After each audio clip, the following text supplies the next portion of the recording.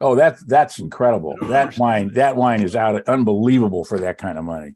So this first one though, which I really loved when I tasted it the first time out, which I don't remember this is from February, the Garnacha Blanca, Yeah, which is what I'm tasting now. which you don't see, Not Garnacha Blanca being the white version of Garnacha. white. Well, that Grenache Blanc, Garnacha Blanca is basically just a DNA. Yes, it's part of the family that comes from Grenache, but so what? It obviously doesn't have any characteristics that are similar. But the biggest problem I have with this wine is I opened it about 4 hours ago and tasted it, and it was kind of bland. And now it's out of this world. Now it's just I get all the peach and all the nectarine and some of the spice that I didn't get before. And I'm going, this is a white wine. It's not supposed to be, like a red wine where it has to open up. I just poured it for the first time, and I have all of that. Well, you got a more advanced palate than I do. I mean, I do get a little bottle age, which is kind of fun because I love that about European whites anyway. Sort of that Put it in character the of depth and concentration. But this one, I totally get the peaches and the stone fruit, a little lime zest. Lime zest, definitely. I get that in the nose, for crying out loud. I think it's absolutely delicious. And for $10, I wouldn't argue about that at all. To tell you the truth. $9.99. So you're not putting that in the refrigerator, this white wine? Well, I put it in the refrigerator for about an hour to chill it down a little bit because it was at room temperature, and then and now it's colder than room temperature, but I'm getting a lot of stuff that I didn't get in the beginning. It's we'd like the taste at room temperature because I can guarantee you that the people that bring us these things would love to chill them to 32 degrees just so that we can't taste anything. but quite often we have the vendors, if they have chilled the wine, and George could attest. Well, George will never bring us wines like that, but I will put them in a glass and make them warm up because the flaws are evident at room temp. And the best way to describe that, or at least express that, is to chill a red wine and taste it next to the same wine that's not chilled, and you'll see how different the things taste. The chill will mask much of the character. So we always taste at room temperature if we can. And this is, though, a nice chill would be very good for this. What would you serve this with, Ed? Interesting. There's a lot of things I would serve. I would serve this wine with some spicy Asian food, which, everybody says, oh, Gewürz and Riesling and those kinds of wines are better for this. But I think the acidity in this wine would just kind of cut through any of the fatty parts of those dishes, and I'd put it with certainly shellfish, Shellfish for sure. Mm-hmm. Spicy sauce, I agree with that. That's tough. Spicy foods are tough to pair. And this, you would normally go with like Gewürztraminer or a Riesling or something, but this would work, I think. Oh, I think so. And actually, you can pair big red Zinfandels with spicy food that don't have a lot of tannin, because the tannin is what makes the spice even harsher. And I learned that from an Indian restaurateur who just loved wine, and he had tons of Zin on his list, and he had a great restaurant. I'm going back 30 something years ago, and I was shocked. It actually worked, which is against all norms. Did you create menus for Italian, for an Indian? I know Ed's done a few menus around Los Angeles, but I don't think ever were Indian, were they? Yeah, I have actually, because it's been almost 10 years now. Saveur magazine had an entire edition on Indian cuisine, and I just went nuts. I got crazy. I had to go to 4 different Indian places to get the spices and tried a bunch of stuff in there, and I was blown away. I mean, I've always been a fan of Indian food, but the problem is there's so many ingredients. I mean, 16, 17 ingredients, and it's a quarter of a teaspoon of this and a half a teaspoon of this and da-da-da-da-da. And then if you leave something out, it does taste different. Mm-hmm. So obviously they know what they're doing. I think that's a classic example of why wines and food have grown together in the particular regions of the world, and that foods like Indian food or very spicy foods from other parts of the world don't have their counterpart wine because That's right. You're absolutely right. this is a great expression of that. And so it's harder to do. Like we Well, talked- yeah, it does, but it's not impossible, you know. No, it's not And I mean, I started creating some of my own recipes with the Indian ingredients that I had. I have a separate box of ingredients just for Indian food. is this be- like be- 100-Foot Journey? Oh, I love that movie. But then again, I'm totally in love with Helen Mirren, so it doesn't make any difference. But actually, that inspired me to learn the 5 mother sauces of the French cooking, and I've got a few of them down pretty well. I can just do them. The one I can't figure out is Espagnole. It just every time I try to make my own beef bone broth, it just like makes me gag. Well, So- the problem is, you see, you're in the wrong country. Those sauces were actually first invented by the Italians 300 years before the French discovered them. Now you're going to talk about Catherine de Medici, and she brought the Italian cook from Florence, and they taught the French to cook, and then you're going to start a race war. I don't have to. You already did it for me. Thank you. So Le Natural, which I think is next because it's a lot lighter of the next 3 wines, but it's listed here as biodynamic, and it's definitely organic. And Le Natural, obviously the word they're using. I don't see, and it's vegan as well. I don't see the Demeter thing on here, but I do see the organic one. So let's talk about that for a second. This is Navarra, which is the northern part of Spain, Right. over the hill from the Pyrenees. And the wines coming out of there lately have been fabulous. I've seen a lot of them. Yeah, we've done a lot of those wines, and they are really phenomenal. They're really coming around, and this one was in our Pure Club, which is it's a 2020, but it was in our it's kind of interesting. Let me ask you this question. This is Le Natural. It's less intervention, let's call it that, It says no added sulfites. and no added sulfites. No added sulfites, which always scares me a little bit, It's biodynamic organic. So biodynamic would take organic to the next level, which would be including when you pick and plant, the gravitational pull of the moon as to dictating some of the farming. Mm-hmm. How you farm is very organic. How you process is very organic. So I chose a wine because it's not only expresses that angle, which some of those wines can taste like kombucha, which is my favorite new word to describe them, which is not a pleasant thing to be experiencing when you're trying to have a glass of wine. But this one, man, the fruit in the nose is phenomenal. Well, again, I was just, like I said, I was shocked at how solid this wine is with no added sulfites. I mean, it's, but that is really farming. If you farm correctly, you can make wine without adding sulfites, but everything along the path from the harvest to the finished product has to be absolutely precise, Well, you made a comment once and I've read it both ways, and let me just see if I can articulate this, that you think organic farming is actually less expensive than conventional farming because pesticides, herbicides, and insecticides are expensive, which is true. absolutely. But then on the flip side of this, particularly in biodynamic, you have to have so many people in the vineyard to monitor literally vine by vine what's happening to them, because you don't have any mass control over the vineyard. You have to sort of make sure each square foot of land is properly managed and understood.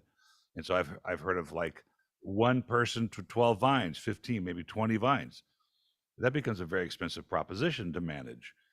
And then moving to the next comment about that is that some of these wines do taste rather rustic. This one does not. No, you're right. And Didn't try to get him to lower the rates. The Republicans took a bath in the 1981-82 midterms. And of course, now we're in a situation where the Fed is behind. It clearly is behind, didn't recognize Why the is threat Fox soon News- enough, and didn't begin raising rates soon You enough. hear Fox And News? now is doing so on a as almost drastic measures to try to curb inflation. My, The it's my economy friend may Ann. tumble into recession anyway, or maybe because of this. So this is I a know moment Sharon does. for people to be concerned. Yeah, no, it ain't me. The Fed gets behind and tries to engineer what's Are you called a soft recording, Paul? Can we record? It's Can you very give hard me to pull permission? off. Chris, I don't know if And it hasn't happened very Chris, often. Well, let's hope for a soft landing. It's You pretty hear that? bumpy right now. Brett, as always, thank you. Thanks, Brett. Somebody's got their TV on or Yeah, radio. there we go. yeah, somebody needs to mute to get out There of we that. go. Okay. Well, I I'm can Paul's see sister, everybody. this Well, was- I knew that, Sharon, because Hey, Ed, how the you doing? last time I saw you, I think you were about 14 and did a little cello concerto at the. No, that would have been library. my daughter, but I'm not drinking because I've got COVID and my taste buds are shot. No, sweetheart, this was you. This was a long time ago. Okay. Long time. So we want to know where this Le Naturel is from. Where is that wine made? Is that a California made? No, or- it's Spanish. All these are It is Spanish. Okay. wines. This is the But we base. can, if we wanted to order Norwegian. it, we would order it through you. Yes, we have this in stock currently, and it's from the base of the Pyrenees. So when the Pyrenees divide, France and Spain, it was kind of interesting when I was reading this, Ed, that sometimes the grapes aren't the same. There's a lot of Grenache grown in the south of France, and even at the foothills of Tons. Pyrenees. Yeah. And here, over the hill, they have the same grape. I thought that's fascinating because they're totally different wines, completely different expression of the same wines. But Navarra's, because it's cooler up there, it's got this different character. The firmer wines like this one is.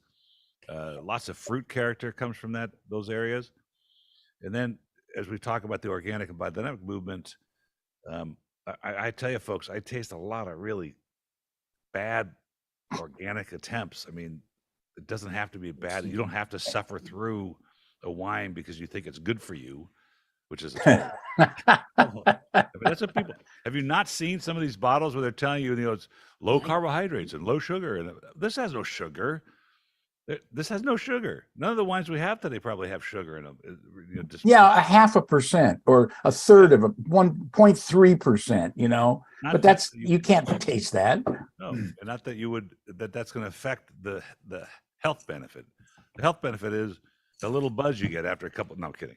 So the health benefit's going to be whatever properly made wine is going to bring to you. They're talking about resveratrol and quercetin and all that, but as far as consuming wine because you think it's good for you, I think it's a huge marketing ploy and a mistake myself. Well, So, this was we don't need to discuss marketing ploys. We need to discuss wine because marketing ploys takes too much time. I don't know who this importer is. Vinte USA. I'm actually very, very surprised at this wine because like I said, when I see no added sulfites, I get a little worried because, 30 years ago, there were guys that were trying to make no added sulfites in their wine. And within 2 years, they were done. They were gone. They had nothing left. And this wine is still singing. Well, I'm not sure. My understanding with the sulfites is that that was an American requirement of European wines to put that in so that they could market it here in the States. It's a preservative, isn't it? Aren't the sulfites? Yeah, it is a preservative, but Barbara, it is a naturally occurring preservative in fermentation. You can't make wine without sulfites in it because Mother Nature said we need to have a little bit of sulfur to protect the wine from bacteria. Now, there's not a lot of sulfur in it, and if you make wine with no added sulfur, you're asking for trouble because there's a lot of bacteria that can spoil the wine with the limited amount of sulfur that's in the wine naturally. But there is natural sulfur in the wine. And, the government came out in 1987 and said, okay, if it has more than 10 parts per million, you have to put the warning label on it. An egg yolk has 5 parts per million of sulfur for the same reason. So 2 egg yolks has to carry a warning, right? I mean, that's ludicrous, but that's the number, that's what's going on here. It's so it looks like an American ploy. The ploy is only that we have to put on the labels in America, and you don't have to do it in Europe. But it's such a minute amount that people would, if they're allergic to it, which is, I don't think there's any known cases that to analogy to sulfites, but you would have to have go to Sizzler salad bar and you're going to consume way more sulfur. Well, that is a perfect example, Paul, because they were concerned about 10 parts per million. Do you know what the parts per million were in the salad bar at Sizzler at the time? 700. 700. And it was Okay. delicious. Versus 10. But when I was tasting wines with your dad 40, 50 years ago, we tasted a lot of wines with excessive sulfur in them. I mean, they were like a matchstick was going out in your nose. And they had like 70, 80 parts per million of sulfur. All right. Today, most winemakers don't use more than 30, and you can't taste that. That's completely masked by the wine, and for good reason, because they're using better techniques, so they don't have to use a lot of sulfur. I think in general, they want to drive it down as low as they can. Of course. Yeah, Bottom line naturally. is business, the wine has to last. And I have had many biodynamic wines that have bottle aged that don't do well, particularly from some of the islands of Italy. They just don't hang in there, but that's okay. Most wine is drunk within the first 24 months that is purchased anyway. And so you're just experiencing the wine. The sulfur, what I've noticed though, in cans, that they've been, and I don't know if it's because they wanted to make sure that it survived a can and the transportation of a can and the way cans get moved around and put in a golf bag or go to the beach. But man, many canned wines that I've tasted, when you, I guess we pull the tab back, smell like sulfur. It takes Really? a moment for them to blow off. And now I've noticed, and we just did a special on some cans. I tasted about 100 and found some very nice wines that they put in the can. And they're starting to put wines that are just the regular wine, the same wine they would have put in the bottle. They're putting it in the can, and you're actually getting some interesting wines. They're not cheap though, that's for sure. But definitely they were sulfuring them up to preempt any problems by putting them in a can. Yeah, except that's a waste of time because they're airtight, just like the screw cap. I mean, it doesn't let any air in at all. So, why they were doing it? Sometimes most of it was non-vintage stuff, non-varietal stuff. Who knows? All right, the Mendiani Oaks. This one cracks me up because I thought it was fabulous, and it's from I forgot what area. it's from Spain. I know that. I thought maybe you forgot. I don't know. It was it's on the newsletter. But this cracks me up because there was a wine many years ago called Hickory Ridge. And of course, you buy a wine called Hickory Ridge, you think it's from America. Maybe it's even from the South. Maybe it's, one of those muscatine wines or something. But no, this is from Spain. And sometimes they like to package stuff for the American perception of what it is. The label even sort of got that kind of classy label. But this is a Tempranillo Grenache blend, right? This is fabulous stuff. I mean, yeah, I think it's mostly Tempranillo. And it's very, very close to Rioja, but they can't call it Rioja because it's not in the delimited area of Rioja. But I mean, I was absolutely stupefied by this wine because it is so good. 5 generations of winemaking. And it's one of these wines that when I taste it, I go, there's got to be something wrong with it. And I had him bring it back, a week later just to make sure. He opened a fresh bottle, and I couldn't find anything wrong with it. For the price, I couldn't find anything wrong with the wine. And that happens sometimes. You never know where these things are going to come from. You never know who's going to bring them to the country. You never know what trouble they're going to have trying to sell the wine. And we end up getting them at these prices that way past the value. But this is one of them.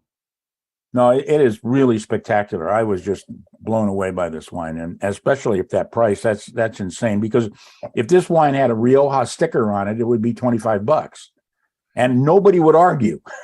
Okay, I think that's an important comment about the delimited areas of the Appalachians. So you could be right outside, you could be across the street from the boundary, and you can't call it what it is, or you grow a grape that's not allowed there, and you put it in the wine, and you can't call it as well. That's right. But doesn't mean you can't make a great wine. Look at the Super Tuscans when they came out. I mean, those are a great example of a declassified grape in a very particular region, and this is one of them. The thing is that this said Tempranillo on it. Yeah, it's Tempranillo and Grenache. I don't have there's not the percentages in there. It's Tempranillo mostly Tempranillo. it's a tough animal for me to sell by a brand, but a red blend or red wine or Ed's Cuvée or something, it'll sell. But if I put Tempranillo, for whatever reason, the American palate or our client base doesn't understand or doesn't want to venture into it, and this is a great way to do it. Well, that doesn't make any sense because it doesn't make any difference what is in the wine. It's how you like it, Question, how do you spell Tempranillo? Tempranillo is Temprain. I'm sorry, Anillo. Tempranillo. P-R-A. Temprainillo.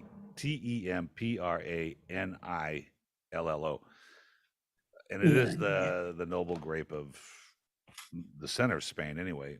Well, it's the most noble grape in Spain. It's very highly regarded.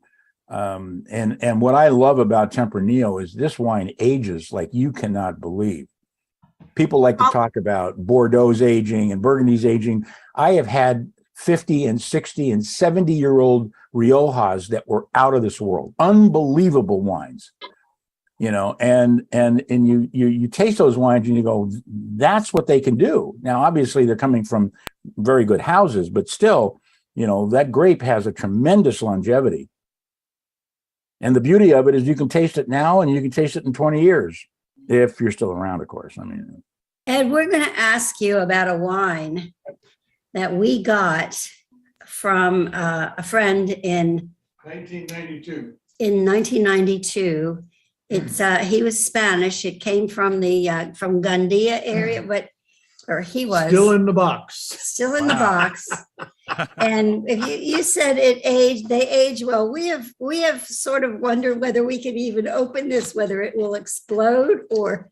Well, where's it come from? Because it doesn't look What are you familiar. waiting for? You weren't. Besides, Barbara, you weren't old enough to drink in 1992. I don't understand why they gave you that wine. It's Ribera del Duero. Oh, Ribera del Duero. That could do really well. He said it was an excellent wine. He gave it to us from his wine cellar. The brand name? Foreign Milanos. Did you look it up on? Fiorem Milanos. No, we didn't. Can you hold the Reserva, neck to the 1976. Yeah. hold the neck to the camera? So Bodegas Peñalaba Lopez. easy for you to say. I think he did my lawn back in the 60s. I want to see the space between. Come on, Ed. This is a family show. Can you move it down so I can see the space between the cork and the wine? Oh, Down. Okay. Well, the ullage is okay. Yeah, that looks it good. looks okay. Yeah, the problem is you don't know what grapes are in it because Ribera del Duero doesn't have any kind of laws specific to what you can grow. No. Most of them are Tempranillo and Cabernet, but there's a lot of them that are Cabernet based and even Merlot based. So it's hard to say. I'd look it up. I'd Google it, and you'd probably find a website on there that would tell you what's in there. It's also It says It might be from Tormelina. La Finca Tormelinos. Yes. Yeah. the Ribera del Duero is. Well, we're going to open it. Ribera del Duero is What do you what? do with it if you don't open it? What do you? I know. That's what I'd say. Paul or Ed, is there another name for the Tempranillo grape in any of Yes. the other European countries? I thought there Yes, was. it's called Tinto Roriz in Portugal, where they use it in port. Okay. And there's probably other names for it, but that's the most known name is Tinto Roriz. And sometimes even in Spain, they will use the word Tinto Roriz, which I don't understand, but But France doesn't, the French don't grow it, or the Italians. they do, not very much. I can look it up and see what Oh, other I just names wondered. it has, but it has other names. Tito Matter of fact, Fino, Tito de Pais, and Aragonés. That's the one that everybody knows. Yes, Aragonés, exactly. That's another name for Tempranillo. I gotta taste that one. Is that the Mendiani Oaks you're talking about, guys? Yeah, I think you have it. I have a bunch of it, but I always think of Tempranillo as feeling a little bit metallic. I don't know why. Is that kind of nutty, or I mean, I love that wine actually. I don't But- think metallic, but it's a leather tobacco. It's a firmness Not about fruity. Yeah. not fruit. No. Well, Okay. the fruit develops with age. Like I said, with a lot of age in the bottle, it does develop the fruit because the fruit's there. If you go like this and then you smell it, you can smell some kind of fruit in there, berry, cherry, plum, cassis, whatever. But if you can smell it, it's there. But if you don't taste it, it's because it's still developing in the bottle. Mm. You know, this is what I was going to talk about the Vega Sicilia wines. Let's not talk about Vega Sicilia. Well, but that's Ribera de Duero, no? Yeah, I know. That's the Just for the concept, that's one of the most expensive and not the most expensive Spanish wine out of the bottle or out of the box. So, it's without, yeah, pretty much. well, of course, he was on the Wine Talk show with Paul Callum Carrion. If you haven't heard that episode, The one thing I have to say about that winery, which really bothers me, is that I've had several vintages of them, and even though they're very well known and very expensive, they are also very good, there you have it. which really is annoying because I don't want it to be good because it's so damn much money. Well, let me talk to my friend over there, the owner, and then we'll talk about it. So, Please do. okay, so the last wine is Aracen, Castillo de Aracen, and it's Save me a it is couple of 100% cases of this, Tempranillo. would you? Because I need some of this stuff. Tempranillo Toro is what he's calling this. I'm looking in the synonyms of Tempranillo to see if it's one of the synonyms. By the way, Wikipedia is great for that kind of thing when you're looking for synonyms. Tempranillo de Rioja, Tinto Aragonés. I don't see Tempranillo Toro, so that must be sort of a brand name of the grape that they're using. But this is from Tierra de Castilla, which is in the center of Spain, south of Madrid. I don't see a lot of wines from here, but this one was brought in by, it's vegan, and the importer Mm. is, Castillo de Aracen. They bring it themselves. Oh, Advantage Wines. But I thought this is a great expression of Tempranillo, that firmness, that tobacco, that leather, like you said, Ed, developing into fruit. Oh yeah, the nose is beautiful. Unbelievable. The nose is absolutely gorgeous. I mean, this is really spectacular wine. And Paul, know, say the name of that one again. I know I have it back in the kitchen, but it's the Aracen. Okay. It's also, I didn't realize this. Oh, because it does say vegan. It's part of the minimal intervention organic movement as well. right. So generally, just so everybody understands, it kind of, maybe I'm making this up now, but when you do organic and biodynamic farming in the old world, they tend to move the character of the wine to the new world. They tend to be younger, they tend to be fresher, they tend to be fruitier.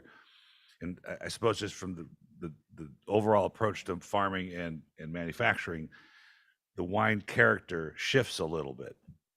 And I have this conversation all the time with winemakers about what is the definition of old world and new world, and it's sort of overlapping now, where old world wines, which you could certainly say from a geographical standpoint, would be Europe and the Caucasus, and that's just old world, and they carry this depth to them and this mustiness and this old shoe character, whatever you want to call it. Where the new world would be younger, brighter, fruitier. He's maybe being a little kind bit- too, Sharon. All right. But I think, Dad would be going, Paul, old shoe? What is that? yeah. Oh, I'm sure your father used that term more than once. No, Believe me. no, Oh, no. yes. No, I don't. What Dad Oh, didn't believe me, like- we tasted some really awful wines together, and he probably used language he never used at home. Dad did not like the fruit component stuff and the contemporary words. Even Michael Broadbent, was Yeah, the same thing. That's what I'm saying. But that's I don't think that's so progressive to say. But it's more than that now. I think the New World also defines a piece of ground. It's a ground that is not shackled by rules like a Bordeaux or a Burgundy. The French and the Italians look at the South America and North America as the new world because you have no rules. You do whatever you want, whenever you want to. And No, I that's think it's more important to differentiate them by the fact that they have no history. The history is what's important here. Okay. The old world has been making wine for 8,000 years. The new world has been making wine for 800 years, if that, probably 80 years at best. yeah. I mean, So it's a big difference. I mean, they have, we've featured wines from wineries that were founded in the 1700s, for crying out loud. I mean, come on, that's not just history, because yes, it is history, but the fact is they have a tradition. They have a place of special interest, and they honor it. And we don't have that kind of history here. we don't. It's everybody flies by the seat of their pants. But and you're right. I agree with that completely. But then you take the idea that the French are flocking to Oregon to make Pinot Noir because they can, and it's something new and it's something fresh and dynamic. Well, it's not that new. David Lett started in the 60s, for crying out I loud. understand that, but that would be New World now, wouldn't it? Of course it would. But the old world guys are going there. Well, Is because that the medium world? I think Oregon makes the best Pinot Noirs in California when they have a good vintage. I mean, those Pinots are out of this world, but they have the same problems as Burgundy. They're in the same latitude. It's a difficult maneuver there with their weather. I haven't. I mean, I like them very much, but I haven't grabbed the complexity and the terroir yet from Oregon Pinots. Well, that's because you don't spend $100 for a bottle of Oregon Pinot Noir. Well, since you brought up the old world idea with the fact that there's some wineries that are areas that are 6,000 years old, 8,000 years old, as in the winery they found buried in Armenia with shoes and amphora, and this is a functioning winery that they found. That was 6,000 years old. That was 6,000 years old. They found those wines. It's interesting because they were. I'm not talking about Armenia specifically in the sense of it's not the point. It's the old world conversation. The stuff that they were putting out during the Soviet era was horrible, and even up until the early 2000s when we visited, they were horrible. You couldn't drink them. They weren't allowed to make. They weren't supposed to make wine for the Soviet regime. They were supposed to make brandy. So now that they have technologies and winemaking expertise, and some of these guys coming from Italy and Germany to make wines for them, they're starting to show what I think is an important part of any of this. They're starting to show terroir. They're starting to show that they're being grown in a different place than they've ever been grown. And I just finally, for the first time, it wasn't inexpensive though, tasted a wine called Voskavaz, grapes called Arani Noir, which is the famed grape of Armenia, and it's Vitis vinifera, that I thought was extraordinary. I didn't think it was good. I thought it was extraordinary because it's the first one I've tasted that felt like I was someplace else. And that was really fun to see. And so now that the old world was the new world is becoming the new world, because the old world stuff was it was undrinkable. So I mean, you're narrowing the focus on an area that has been subjugated to the nth degree and didn't have the time, effort, or money to really make good wines. I mean, even Bordeaux didn't have. Don't forget, Bordeaux was being bottled by the English 100 years ago. Too. And that's how the term mise en bouteille at a chateau was born, because they shipped the wine in barrels to England, and the wine they got back maybe wasn't quite the same as what they shipped them in the first place. I'm not saying there's anything going on here, but there was something going on there. George, since you're here, we're talking about old world and wines from Hungary, which I haven't seen a lot lately. Are we going to see more, and what are we going to see? Incredible good subject. I salute you, because Armenian wines in the Russian era you mentioned, and that's my favorite story, because the communist regime took away the land from the private hands, and all the hillside, all the special terroir, Tokaj wine was given away to build houses on that and planted the grapes on the flatland and exported to the Russian land. Make up stories, they produced cheaper and the quality went away. So when we are talking about terroir, here comes the magic. Generations after generations, hundreds of years passing, and they find the best spots. And that's a magic what hopefully we will not lose, because that took a long time to find what to do.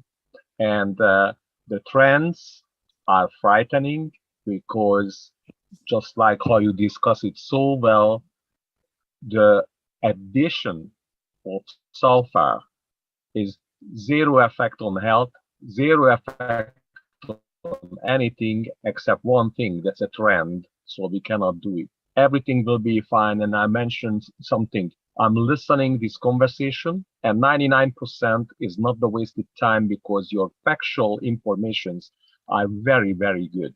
Hungarians did the same thing when the European countries started to hate France politically. They look around, where are we gonna get some decent wines? And the Hungarians had a chance to develop in both sides, not just in Tokaj, but the other side of the Danube. Okay, but George, what was the bad part of that 1%? I learned when I was a kid, just like cooking. George, it wasn't Say it kind of again? you to tell Ed that he was the 1%. George would never do that. George is my I buddy. would never limit Ed for 1%. I am a 1% here. But the entire conversation is so deep professionally. Entire of my library is proud to listen what you're telling us. Thank you, George. I appreciate it. Hey, that's 4:45. One of the big folks. French has invited me to run one of the Tokaj wineries, but I declined to do that then. But yes, Tokaj is a very special place. And just to remember, in the stupidity era, they sold the best vineyard lands for housing, and they planted grapes of the flatland because it's cheaper to produce. Wow. That's a great Tokaj story. Now that's back to private hands, and they just try to restore all the traditions. But what you're telling us is 99% great true. And the 1% what was asking, I would never share it to anyone, because I'm not the genius to criticize. George, thank So you. 100% true. Let's stay in Oh, that way. I was waiting for that, George. I knew it was coming. I just didn't know when. Thank you for bringing all the great wines you bring by the office, folks. George is one of the great vendors and great maitre d's of Los Angeles, and I look forward to tasting some Hungarian wines with you, George. So bring some from your friends that that still live out there. That's a wrap, folks. It's 4:50. We got started 5 minutes late. I appreciate your time. Hope we can do it again. And Ed, I think we're going to have Dan Berger joining us next month. Well, I tried to get him here today, but Wow. he's Dan Berger and you're not. What can Yeah, I exactly. say? We look forward to having him on the show as well. No, Dan's a great source and a very close friend. Known him for 40 years. Yeah, he still calls you a curmudgeon though, so don't worry about it. Well, that's a compliment coming from Dan. You got to understand that, the dynamics here. All right. Just a quick question. So we have a Spanish wine tasting event coming up at our home on August the 8th. If we wanted to order some of these wines for tasting, how much in advance to ship it to South Carolina? Do you have any idea? Yeah, yesterday, Barbara. Yeah, I would order them now. Tomorrow. We got these pretty fast from you. No. for The tasting It's event. about a We week. didn't expect It would that. be about but a week. a week. Yeah, so I'd get on Okay. it just to have them. Okay. We'll ship them. We try to ship on Mondays to that part of the country so that it's in transit. It doesn't stay at a FedEx holding warehouse because they get really hot. Right. Yes. But I would love to have you show our wines to your friends and guests and pair them with foods and explore the world of Spanish wine. Yes. we're doing mostly tapas. So, Perfect. yeah, I guess I'm hoping that they will go with all, I'm pretty sure they will with everything you have. I'm sure there's some recipes in the vintage Wine of the Month Club newsletters, as well as Ed's. If you haven't seen Ed's book, it's called Shortcuts on Wine. It's available probably on eBay and Amazon. It's a great book for studying in the short, like the Cliff's Notes of wine. But he's also an accomplished chef, so I'm sure he has some. Well, as a matter of fact, I was executive chef at a place called Tapas and Vino in Redondo Beach That's right, you were. 12 years ago, and I did the entire menu, and it's all tapas, Yeah. which I love. I love small plates. That's how I cook now. I hate to reveal a secret, Barbara, but I'll tell you, my husband's Cuban, so we eat a lot of Spanish food. If Oh, you can get your hands on some Goya frozen ham croquetas, which you probably can, they are amazing. And you just fry them up. They're the best finger food to go with wine. Oh, really? Okay. Yeah, Croquettes? Goya, Goya. And no one will know you didn't make them. Frozen ham. Croquetas. May I suggest Boy, Got that. May I suggest CROQUE. something about shipping? In these days, we can have a problems, and when you have a 1 week shipping and you order it a little bit more than 2 weeks before, any problems you may have, you can correct it to your date. So I used to run restaurants and events in the White House. When you do something what you can do earlier, then when you have an error, you can correct it, no extra headache. So I would ship the wine a little bit more than 2 weeks before anything happens, error, whatever, you Right. can correct it and life is easy. Right. Get online tomorrow, Barbara, and get her done. We'll take care of you. Great. Thank you. Thanks, folks. Good to see you all. Have a wonderful day. great everyone. time. See you in 2 weeks.